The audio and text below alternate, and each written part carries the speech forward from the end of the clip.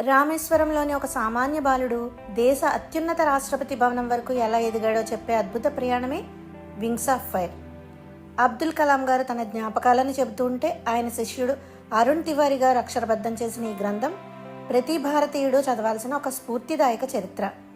ఇందులో కలాం గారి బాల్యం, ఆయనను తీర్చిదిద్దిన తల్లిదండ్రుల క్రమశిక్షణ మరియు పైలట్ కావాలన్న ఆశయం భగ్నమైనప్పుడు ఆయన కృంగిపోకుండా తన విధిని మార్చుకున్న తీరు మనకు కనిపిస్తుంది.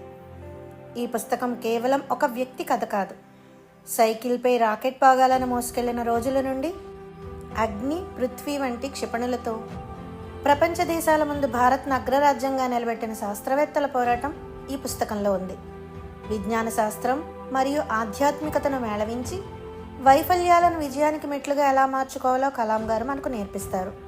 మనలోని ప్రతిభతో నక్షత్రాలను తాకగలం అనే ఆత్మవిశ్వాసాన్ని నింపే ఈ పుస్తకం ప్రతి యువతకు ఒక దిక్సూచి. మన గమ్యం దిశగా మనం ఎగిరేందుకు ఈ వింగ్స్ ఆఫ్ ఫైర్ పుస్తకం తప్పక తోడ్పడుతుంది. ఈ పుస్తకం తెలుగులో ఒక విజేత ఆత్మకథ అనే పేరుతో లభ్యమవుతుంది.